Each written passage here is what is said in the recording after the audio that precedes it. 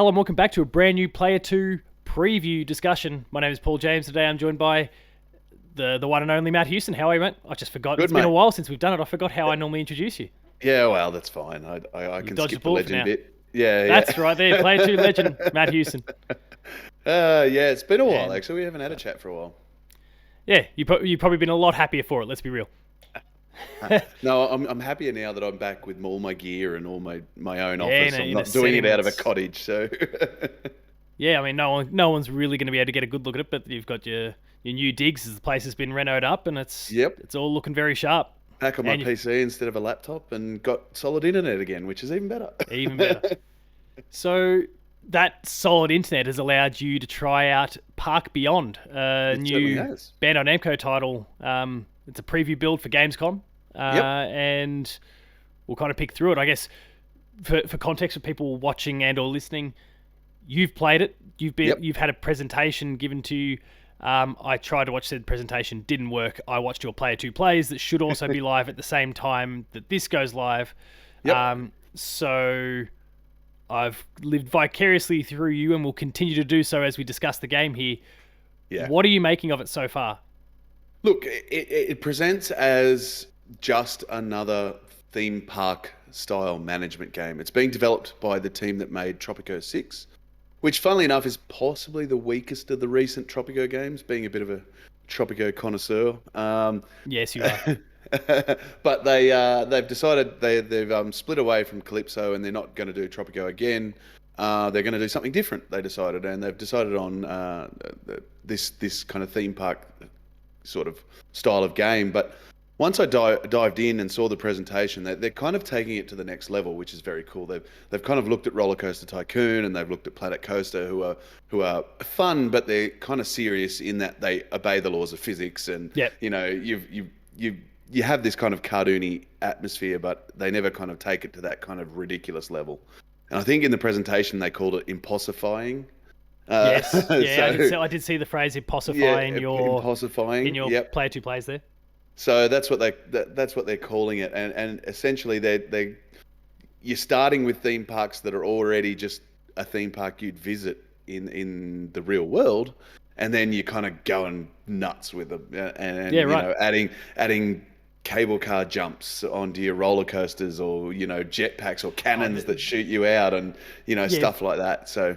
Yeah, watching you Player 2 plays, there was a few cool jumps that you kind of strung together, especially one little sequence where it was back to back. I'm like, oh shit! And turns out, like, and you could see little prompts about the amount of speed that you needed, and then watching it back, I'm like, oh, he's not getting the speed. So then when you actually got to ride the track at the end and you fell just a little bit short, the game kind of broke for a temporary second there as it kind of tried to stick you back on the track, and that's fine. It's a really early build, but it was kind of entertaining to see that despite the fact they are playing fast and loose in a lot of ways, there was still that tiny little bit of grounded element there that if you didn't adhere to it, then I think speed and inertia is going to be a big part of it, obviously, when you're building coasters.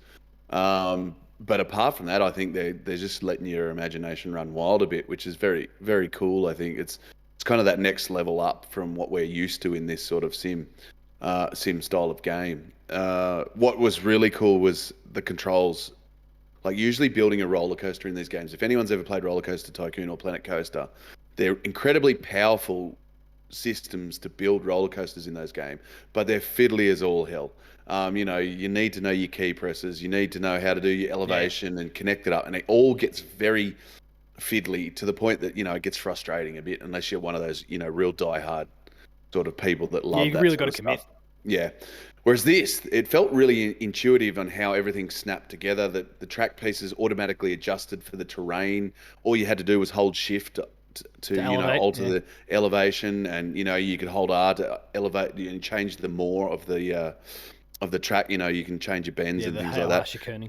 Yeah, and it was very easy, and everything kind of just snapped together without any of the fiddliness that I've found in the other games. Obviously, this is only early, and it was only kind of the basic first mission sort of thing, but it was very much a tutorial. Yeah, it felt very very intuitive, which I think in this sort of game is going to be massive, especially because they're planning to release it on consoles.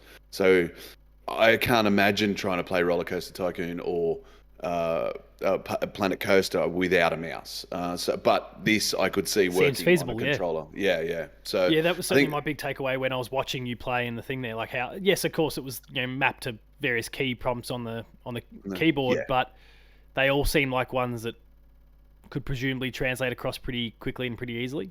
Yeah, it feels like everything would be just, triggers to, alternate things, to add Yeah, toggles and stuff yeah. like that. So I'd imagine, I mean, there's still going to be steering a cursor around to some degree with your D-pad or There's a your precision thumbsticks. there's a precision that you still don't have, but Yeah, but it will, I think it will work pretty well. I think they got that, they did a really good port of Tropico 6 for the consoles. So Yep. I think that's probably helped them in building kind of a system that will work with the controller. even then, I mean, the nature of this sort of thing, though, with the way you are trying to create the more on the track as you place it and those sort of things, like it is still a very different sort of beast to what you would be doing in a Tropico. So Yeah, it is a very sure they different can translate all that some of that stuff and UI and those sort of things and how you use the controller, but still actually executing with this sort of game is a very hard thing. And yeah, there's not many that have actually stuck it. So No, not many at all. Hopefully they can. Yeah, I hope so too, because it's the sort of game that I can see people kind of getting, like the 2 Point games have done quite well on consoles. So there's a market for people sitting in front of their telly playing this sort of game. So I hope they do well. And 2 Point's probably one of the really good examples of a game that's done it well on consoles. So Absolutely. I've been stuck on that one for a while, 2 Point Campus. Yeah. So like I think, it can be done, and I hope they nail it for this one because it does have a broad appeal. Yeah, and I mean, obviously the game is still a little way out, but like the color palette was, I mean, as you kind of expect from games like this, but everything was really vibrant. It was nice to see. Like they've kind of thrown away, again, like we were talking about, kind of being a little bit more fantastical and kind of throwing away physics and those sort of things. But they also kind of throw away realism in a lot of ways. Like you're building this track on top of skyscrapers and apartment buildings and all sorts of things as you go. You just instantly go burrowing through a tunnel, which I guess is something you might see in real life in some of the fancier sort of efforts. But Yeah. They're kind of tossing away, again, realism in that sort of sense as well, just to open it up, and it means that you get this really vibrant, bright color palette as well that's super appealing.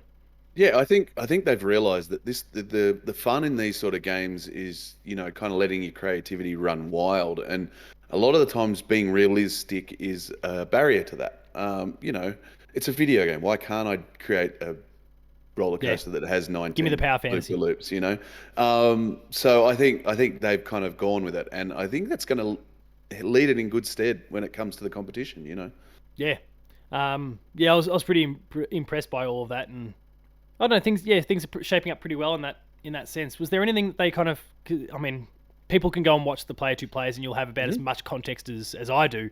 But was there anything they spoke about in the presentation that we've not necessarily touched on so far that you think is going to be something that players need to keep their eyes out for? I think so. I think what they've talked about having a very kind of coherent story to the game, which is something a bit different for this sort of title. Yeah, and once again, that kind of comes from Tropico in a way, whereas Tropico was kind of one of the first of these games that had an actual story, as ridiculous as it was, but it had a coherent narrative to go through the whole game. And they're doing that here, and I think that's kind of cool. Like there's obviously sandbox modes where you can just go wild, and set up your theme park. But there's also this kind of story where they give you scenarios, and like I said, they give you a theme park that's actually going quite well, but it's just starting to get stale. And so they go, here you go, you're the crazy creator. Go for it. Go for it. Or, they give you a theme park that's really good for kids, but they want to, boost up the adults that want to come through the door, or these sort of scenarios they've created, and with this narrative of characters that are the board members of the theme parks that you're working on. So one of them's good with money, one of them's good with promotion, and they provide you kind of your feedback on how your finances are doing and how the park's doing and that sort of thing. So it's an approachable way to manage lots of graphs and Excel spreadsheets that you tend to get in these sort of games. And stringing a story together, it gives people a goal at the end, which is often where people fall off in the management sort of games is, they get to their theme park and they do really well, and then they kind of go, oh, what do I need to do? What do I do now? Yeah. And this story, I'd imagine it'll it'll be part tutorial, obviously teaching you how to use all the bits and pieces, but also I think it's going to be a little bit more than just that, and give you some good times and some specific goals to work towards and things like that. So yeah, I think it all bodes pretty well in that sense. And yeah, I mean, I guess cycling back to 2 Point, but like 2 Point is kind of one of the big examples these days, one of the big tentpoles in that space. Like, I mean, each level really acts as an opportunity to tutorialize the next bit of couple key systems and those sorts of things. So, I mean, that structure is going to be there, but if they can connect it somehow, like that does really help that engagement, I feel. So I think so too. A goal is quite often required, I think, in a video game. I think there's very few video games that can survive without having an endpoint to aim at. So, to have one, at least encourage people to dive in. Yeah, for sure, which is awesome. Was there anything else that they mentioned at all that people should be taking note of? I presume some gameplay is going to potentially surface from Gamescom that's so they talked about the different kind of normal rides that you can put in, like you would, not just the coaster that I got to play with in the demo, but you've got all these crazy rides, but you can tweak them and add to them as you go, and they can go unbelievably fast and throw people off. And do some crazy stuff with them, and even the shops that you've got, obviously it's got all the theme park things. You need a janitor, but you can upgrade your janitor to give him a hoverboard so he gets across the theme park quicker, sort of thing. I can get around that. Yeah, he could do more work because he's got a hoverboard, that sort of thing. So they're really leaning into that kind of over the top nature, and it seems like that's going to carry through to everything from the shops that you buy the hot chips at, or your staff, or the standard rides or the coasters. So yeah. No, that's really cool. I'm super into that aspect as well. Yeah, it's looking like a lot of fun. Like I said, I was very much in the kind of here's another theme park sort of game, which is fine. I enjoy them, but it's kind of been done, so and done really well. I've got to say, Planet Coaster is fantastic. So they're taking a different angle, and I think that's going to do it really well, and it's going to create a broader appeal than I think those more serious kind of sims will. Well, broader appeal, and again, you can reach markets that you've potentially not been reaching before, and that's just a huge advantage, right? Yeah, absolutely. I think it's a smart play, and it's looking really good. Well, on that note there, we'll wrap this one up. Again, for anyone who's not yet seen it, and these are going up simultaneously, but Matt's Player 2 Plays there of Park Beyond is available on the YouTube channel. That's youtube.com/player2netau. So go check that one out. Did we have anything else that you wanted to spruik? Oh, nothing. Just keep an eye. We've had a really busy week, so go and check it out. I've done 2 or 3 reviews, and there's all Gamescom stuff, and it's one of those busy weeks in the world of games. So we've been vainly trying to keep ahead of it. Yeah, we'll have a versus piece. You and I. You've already done your half. I'll eventually get to my half of Gamescom opening night live itself.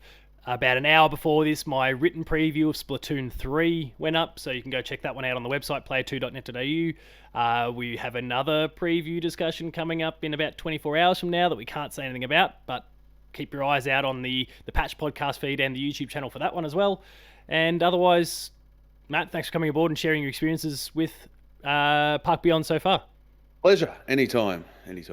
Thanks so much to Bandai Namco for providing that code for you to access, and the opportunity to learn a little bit more about the game, and helping us that can't afford a plane ticket to Cologne in Germany to check it out there. Exactly right. Social media wise, where should people go to see what you're up to? Come find me at Huso81 on Twitter, or Player2AU. I hang around to both. Paul James Games for myself, and until the next one of these, again, 24 hours from now, stay tuned. Thanks a lot for watching. We'll see you later. See ya.